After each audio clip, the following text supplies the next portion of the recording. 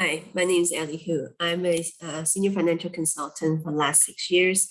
And one of the things I noticed is that a lot of people really are not educated on very simple things, even myself, budgeting and how to spend money and how to make our financial life more peaceful and less stress. And it was, very difficult for a lot of the people. So when I came into this business, I learned so much about how to manage my money better and how to really learn from the people who have done it, become wealthy. Because in the previous time, right, I was thinking, oh, wealthy is somebody who's greedy and things like that. But what I find now is people who are wealthy, they are more capable of giving, right?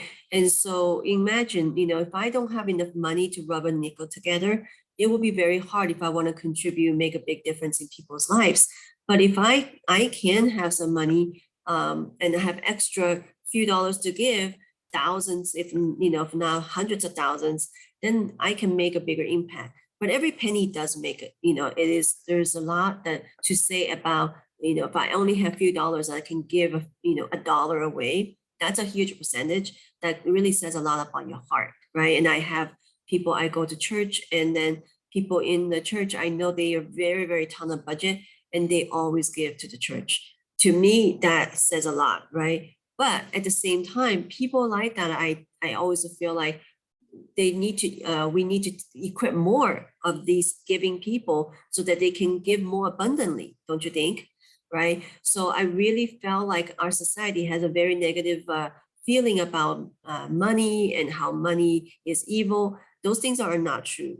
I really believe money in the good people's hands can do a lot of great things. So I really feel more that we need to educate everybody. And so that's the purpose of this channel, is to educate as much as we can and simplify. I love simplification. I do not like complicated budgeting methods, and it's, to me, my mind just goes everywhere else, right? So hopefully I introduce this budgeting method that will make it easy for you.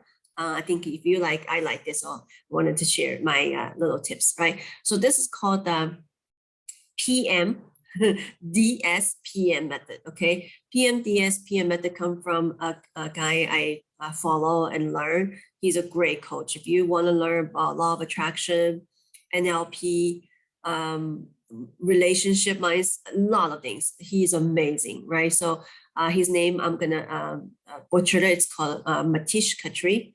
He's out of India, and I will link his channel below. He always give amazing free classes, and you can just learn from his free classes, but his paid class is worth every penny and more, right? So one of this that he teaches, which I love, because I found so many budgeting apps out there, so many budgeting concepts out there, just over people's head. It's just too much. This is very easy. So if you wanted to categorize it, you can put must in the front, right? But PM, DSPM is just a way for you to remember. So pay yourself first, in which I totally agree. And I don't do a good job at it, but I totally agree. The reason for that is all wealthy people pay themselves first, right? I remember my company's co-founder, he started with, not like, he couldn't even buy a couch when he joined the business. He couldn't buy a couch. And so when somebody said that you need to put money away, he go, I don't have money to put away. He was, just trying to live in a trailer park and trying to just make ends meet, newlywed, right?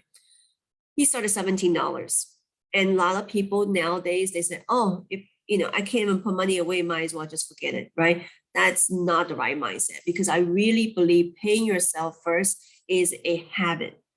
You might not reach 10% at this time. You can do 1%. You can do 2%.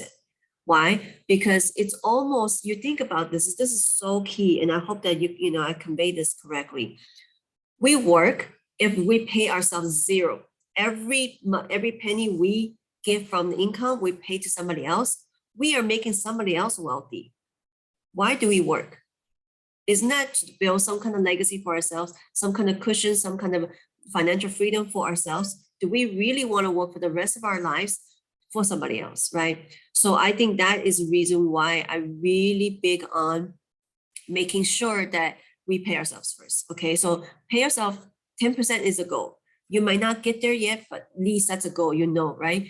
And then must category is pretty much all utilities, roof over your head, things you need, right? So then my question is, okay, what is the things you need?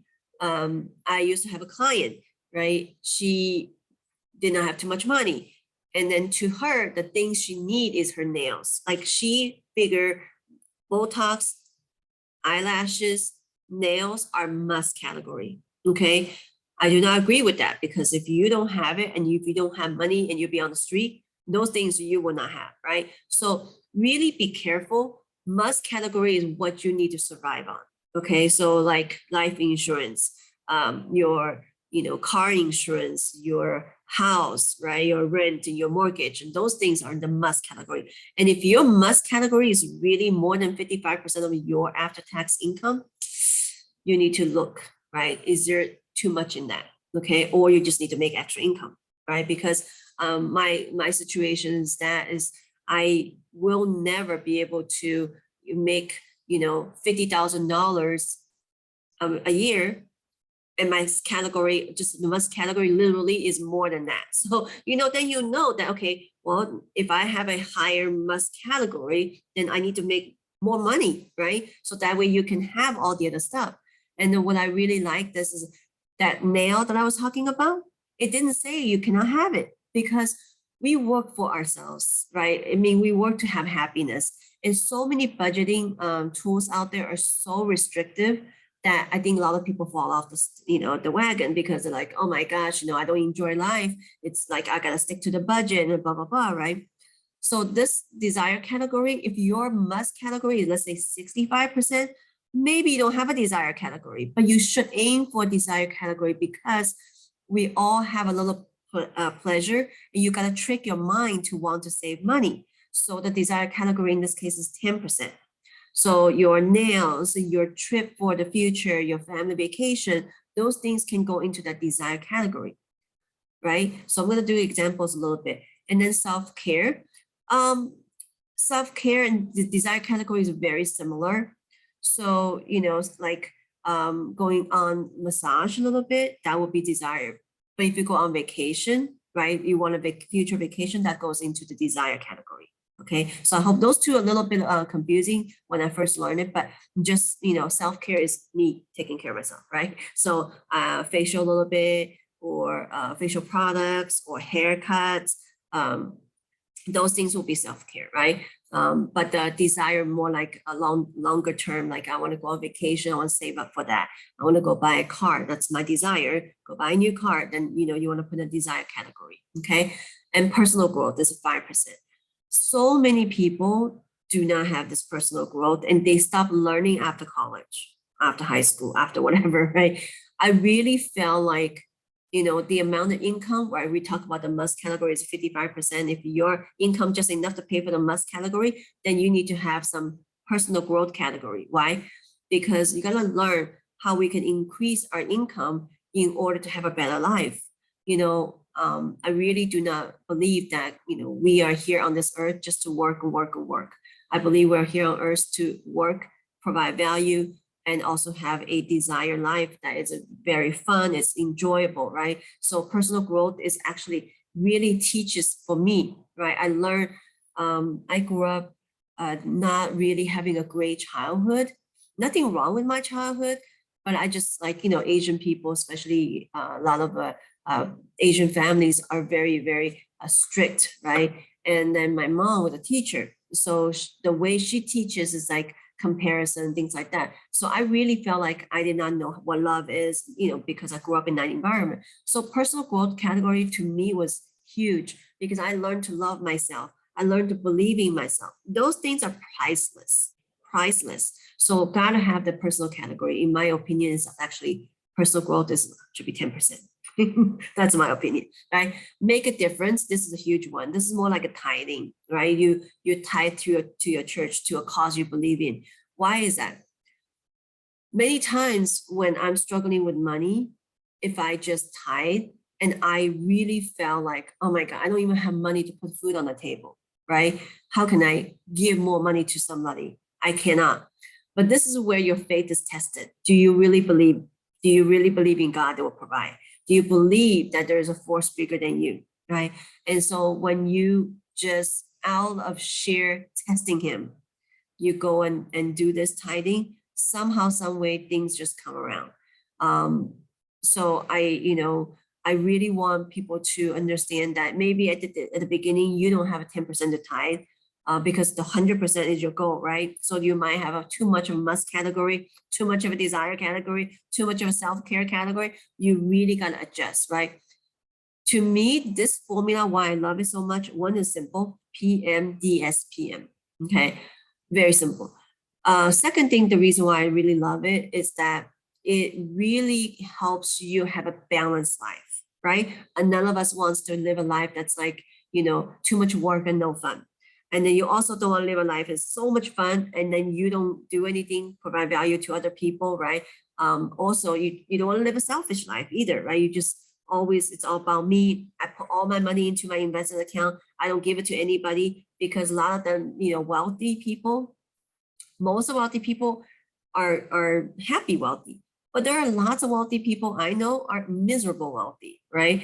And to me, if you have money and then none of that go away with you, you can have a good life. But you see so many people like suicide and things like that just because they have money does not make them happy. So when you give is really where the happiness comes back, right? You see somebody else you can help, you contribute to some other way, and it could be money, could be time. If I don't have the money, I'll give time, right? I'll give my effort. So do something, because that is how universe reward you with more abundance, with more good things come to your life.